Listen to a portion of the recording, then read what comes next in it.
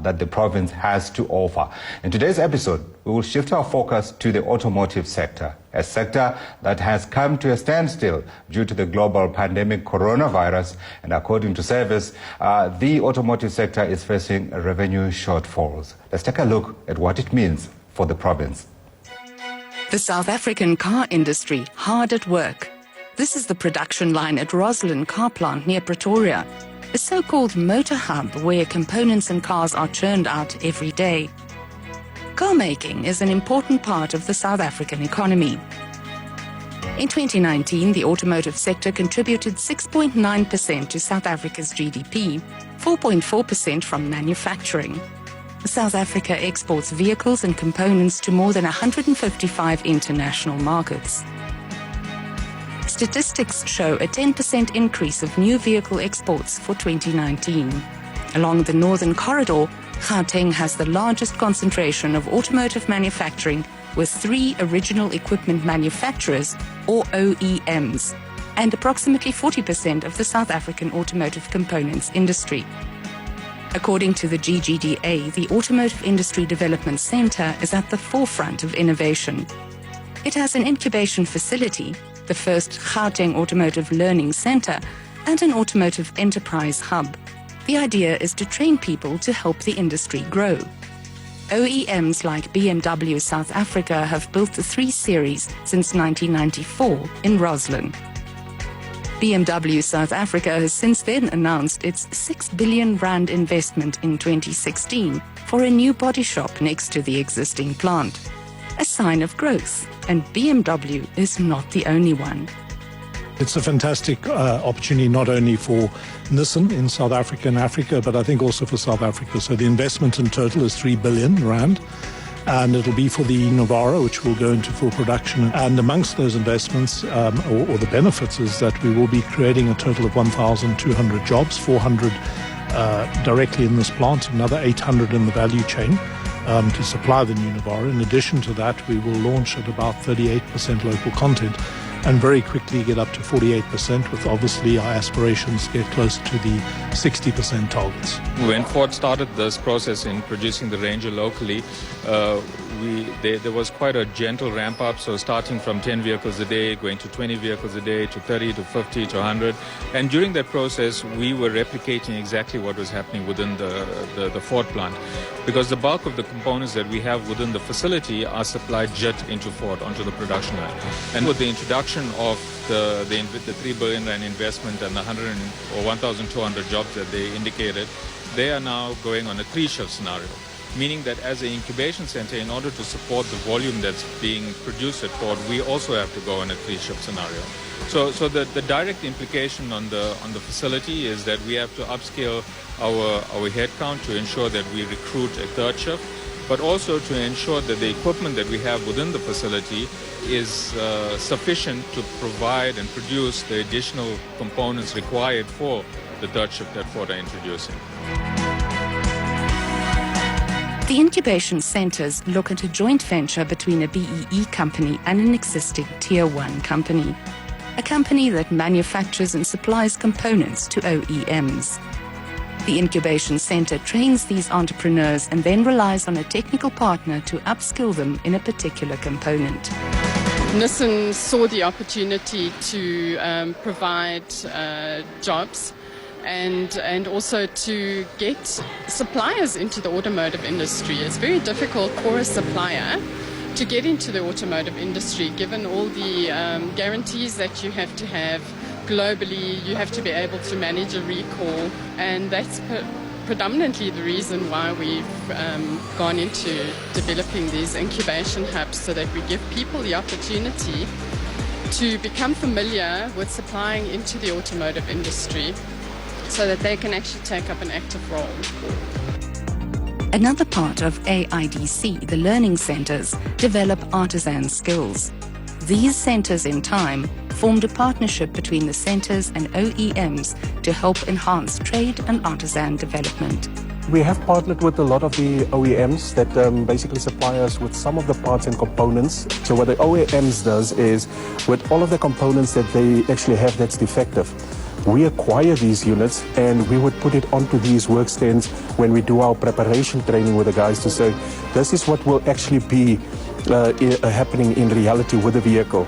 So your processes for actual fault tracing and diagnostics on the electrical system would be 1, 2, 3. We're trying to create such opportunities for candidates to actually see the value that they will actually place within South Africa. We try to make it a little bit more lucrative for them to actually see the value that they will gain out of it.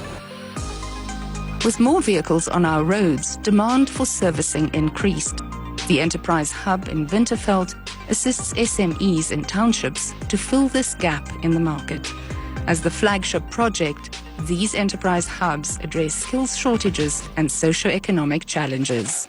The RDC undertook the refurbishment of the building that you will see behind me right now.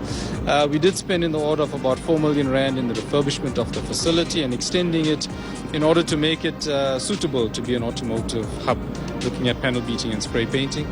This equipment that you see here is here to support the SMEs purely. It's here to develop their businesses, develop their business acumen, and also make sure that they become economically active within the township of Winterveld. This hub now gives some access to these SMEs, access to world-class equipment, mainstream market equipment that we've had to develop, as well as access to equipment that would help grow the businesses of these SMEs. We have seen that the automotive industry does give rise to various levels of infrastructure, factories that need to pop up, local content suppliers of components to supply into the value chain. And if you look at the industry itself, having a master plan going into 2035 where they want to increase production and increase local content, there's quite a significant amount of infrastructure that needs to be put in place to support that growth of the industry itself. Absolutely, an industry to be proud of without question. It's one of the most successful programs that the government has run post the dawn of democracy in 1995. Now to join us and talk about the impact of the COVID-19 virus on this sector is Lance Schultz, who's Chief Executive Officer at the Gauteng Automotive Industry Development Centre. Lance, thanks for joining us. I imagine, like everybody else, you're watching what's happening with this virus, and you wondering what kind of an impact it will have on your industry. Can you just give us perhaps a top-line view in terms of what you've seen so far, and also hopefully you see a silver lining of some kind? Good day, firstly, and thanks for having me, and thank you to all of the viewers also. So pre-COVID, we already saw some contraction in the sector. Of course, that has been brought about due to the recessionary impact. Fortunately, we also export-orientated, so up to 64% of the vehicles actually get exported, earning us foreign exchange or so, which is very positive in the South African context. However, there is an expectation that there will be a 3% contraction for goods and services worldwide on the back of the COVID pandemic, and South Africa being a relatively small player in terms of the domestic market, will have to have resilience and agility in terms of responding to the get back to work operations with post-COVID plans coming in. Yeah. So what we have experienced is a significant reduction in volumes. It in fact led to a complete cessation of the sector with the hard lockdown and the successive phases of the risk-adjusted strategy. So it is a sector that is going to rely on consolidation. And we also expect that there will be a reduction of market capitalization, but there is opportunity in terms of that consolidation, which the sector would have to look at quite strongly.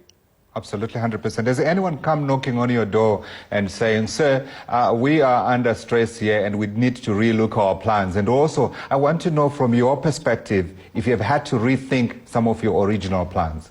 The ARDC has been requested to provide support to a number of SMEs during the pandemic. Some of them are tenants in the park, and we've been requested to look at rental remissions. We've also had a number of SMEs that have approached us to get access to the various government grants that have been afforded. Two of these is through the UIF and the temporary employee relief scheme. And we have also been requested to assist with a number of companies that were looking at, in fact, diversifying to the manufacture of PPE. So currently there are 4 companies that are automotive related that are providing PPE. And we have been quite encouraged with the levels of manufacturing capability that the automotive sector could quite easily replicate that skills in terms of quality and in terms of the desired standards for something that is needed quite drastically in our country at this point in time. Largely, the OEMs have also requested us to provide support. We understand that the sector is largely driven due to requirements to meet human capital needs. And to that extent, we've also provided support in terms of the establishment of a hospital. Various hospitals have been upgraded with the support of BMW and the German government. Added to that, we've also provided support in terms of COVID compliance officers, as well as testing and screening facilities that have been made available at the automotive supplier park. So you have had to stand with the industry at a very difficult time, but you don't foresee this in any way threatening the future of the industry, because we know the National Motor Vehicle Development Plan will go post-2020 to 2035. Yes, indeed. Thank you for that. And I think there are three key areas to respond in terms of the sector and its resilience.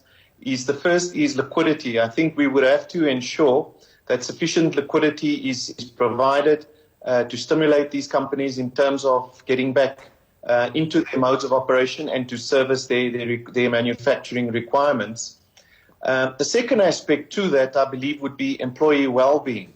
We would have to ensure we understand the NICD have indicated that this disease will be around for the foreseeable future, and we have to ensure that we take care of our employees and observe all of the necessary health protocols as has been advised by government.